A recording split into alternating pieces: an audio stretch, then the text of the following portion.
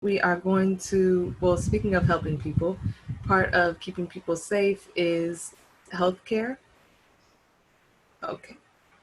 Is healthcare and making sure we know how to navigate that. So, learning about these things is very important because, especially trying to navigate these things as queer people, as people of color, as people who may be undocumented or immigrants or first generation, like there's a lot of things that we don't get told, or just being poor in this country, we don't know a lot of things. I'm somebody without insurance, so navigation is a very difficult thing for me. So we are going to welcome Yarian. Let me pull this up.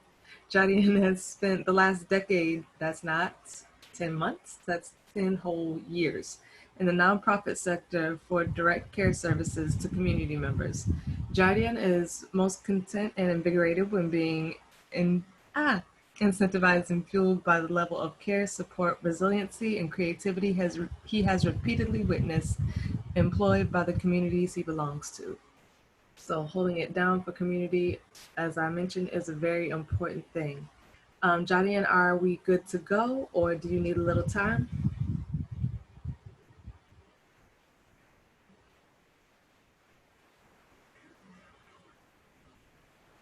Um,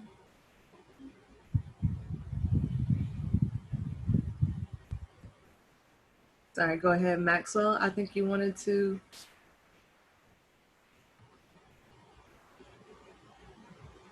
I'm sorry, y'all.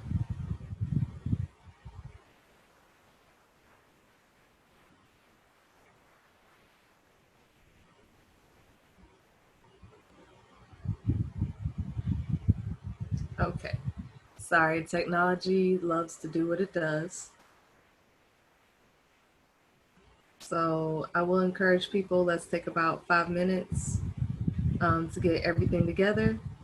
Then, like I said, if you want to go to the altar space, if you want to get up, use the bathroom, if you want to finish that nap, go ahead and do that.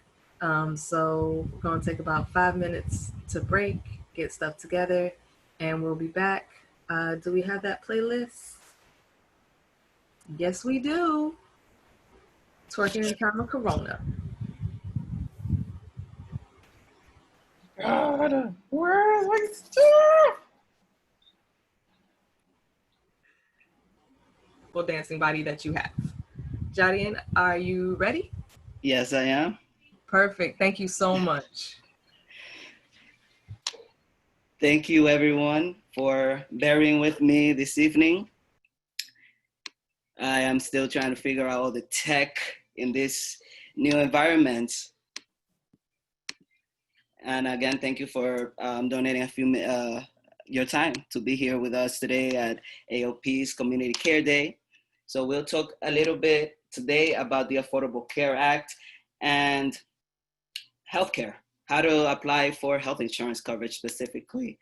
We'll talk a little bit about the Affordable Care Act, the New York State of Health Exchange, how to apply, subsidies, reporting income or changes in income, and any COVID-19 related economic assistance, and how to also report that on the application. So New York, hold on one second. The Affordable Care Act was a federal law that was enacted back in 2010 with the purposes of increasing access to quality and affordable health insurance.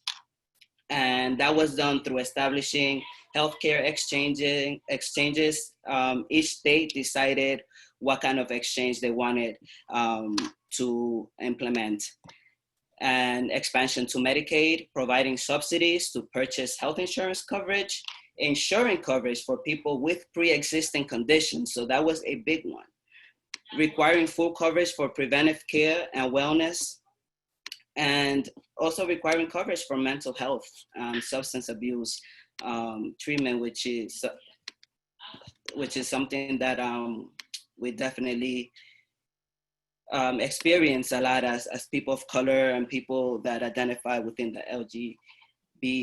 LGBTTGNC TS communities, POC specifically. I think I already mentioned that. Now, the New York State New York does this through a health exchange, and that is through a state exchange. So New York got the what we call the Medicaid expansion because we decided to go with state exchange, and through one system, a person or household, and even a small business can apply for subsidies, check their eligibility, enroll in the programs such as Medicaid, Child Health Plus, and the essential plan and the qualified health plans that are offered through the exchange. Now, Medicaid is the public health insurance program for those that are low income or no income households. Then Child Health Plus is health insurance for children. Basically, it's the program for children to get covered, and it's pretty comprehensive. The essential plan is actually very unique to 2 states, New York being one of them.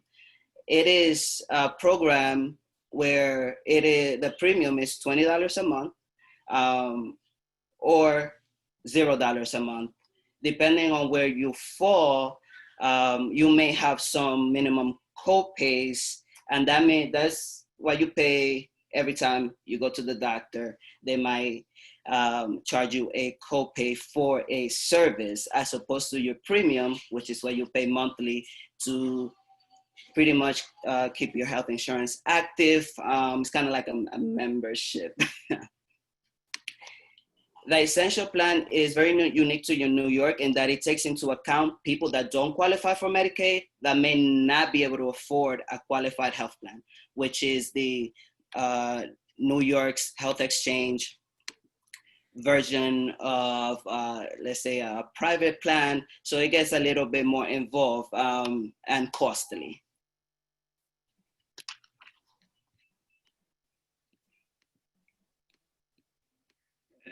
Sorry about this. Where is my...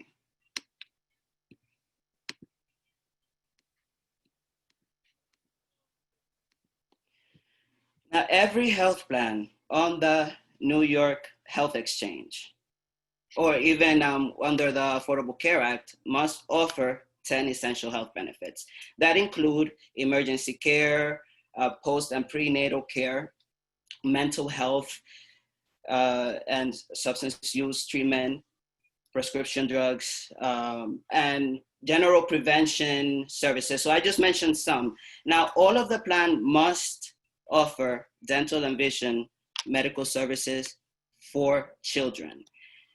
If you are an adult and you must purchase a qualified health plan, those services are additional. So they are not covered under a comprehensive plan. So it may be more costly for your household if you do need those benefits. Who can apply? People living in the United States can apply on the New York health on any health exchange, but in the New York State Health Exchange is particular to New Yorkers. So as I mentioned, every state has their own exchange and their own criteria on who qualifies for which programs. And the individual cannot be incarcerated, as the prison industrial complex has their own healthcare system, which is why a person that is incarcerated cannot apply through the general New York exchange. And I do have a link there if you want to know more information on incarcerated population.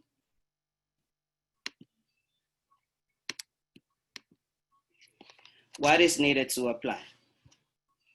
Oh, right now, due to the public health crisis, we are helping individuals and households and small businesses apply remotely. But generally, a person will need a valid government ID passport if an ID is not possible for them to have. Oh my goodness. Social security numbers. If the person has a social security number, if they don't have one, they can still apply. Anyone can apply for health insurance through the New York State of Health and let the system decide where they fall under.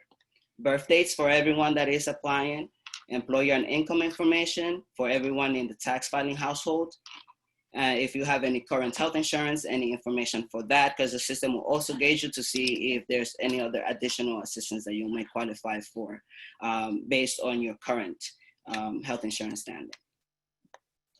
And any information about any job-related health insurance, which I already mentioned, that may be available to other members of your household. So if you are employed and your employer offers coverage to a spouse or a child or a dependent under you. Now, income is one of the biggest criteria for health insurance. This is just a brief overview of the current income thresholds in 2020. So for a household of one person to, let's say, qualify for Medicaid, which is again is the program for low income or no income individuals and households, a household of one person can make up to $17,609 in 2020. Now, with the New York State of Health Marketplace, it's all based on your taxable income. And they will ask you to project or make your best estimate for the current year. So in 2020, let's say they will ask you to just project or guesstimate what you think your earnings will be for the year 2020 for your household. And in 2021, they'll ask you to guesstimate for 2021. So that's where it gets a little tricky, especially for freelancers. As I mentioned before, through the New York State of Health Exchange, you can apply for Medicaid, the Essential Plan, Qualified Health Plan, Emergency Medicaid as well. Medicaid and the Essential Plan, a person can apply year-round.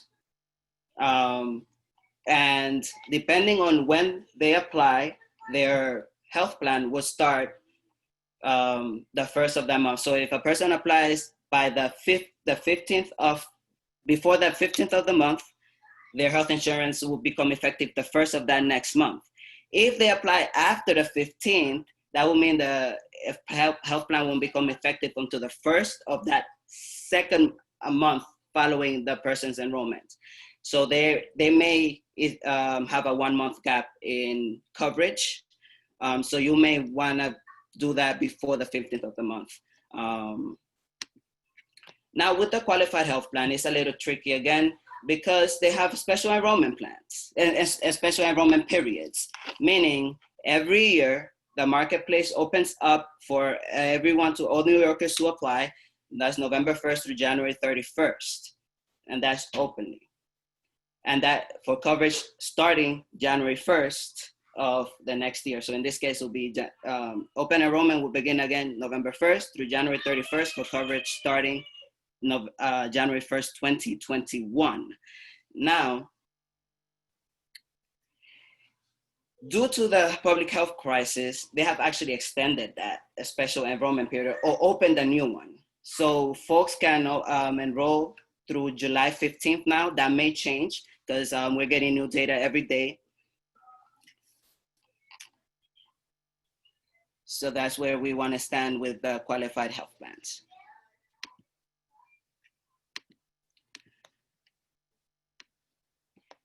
COVID-19 related economic assistance has been a big concern for folks, because some folks are already enrolled in certain programs and they may apply, have more income or less income, and they're wondering what's going on. More especially because of the pandemic unemployment compensation, and that's the $600 that people are getting besides their unemployment insurance. So some folks may need to report that $600, but the stimulus payment, no households need, it's not income on the health insurance application. So that's hopefully one concern off of people's mind. So that stimulus payment, that $1,200 and the $500 for the children, that is not counted on the health insurance application as income. But the $600, the pandemic unemployment compensation, could be counted depending on your yearly income and household size, whether you have dependents or not. So it's a little bit more involved. Now, of course, that's why we're here. I'm a navigator and the patient navigation coordinator at the center.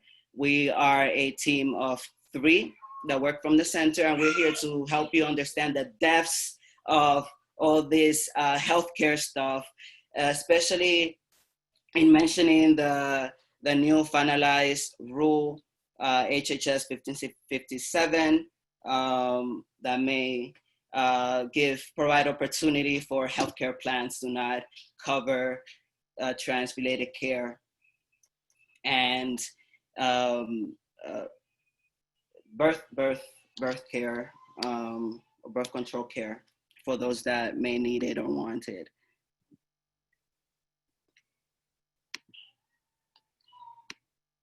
Here is my information as a navigator. My phone number is 646-358-1721. My email is ygonzalez@gaycenter.org. We also have a general request for assistance email at enroll@gaycenter.org. And I would love to field any questions that you may have, specific to anything that you may have been experiencing around healthcare, and I hope to be there, to be here to answer them, or in the future. Feel free to reach out to me. Thank you so much. I enjoyed my time here today at Community Care Day. All right. Did you want to open up for questions or? Yeah. Okay, Yeah. and I will ask that we stop recording at the question.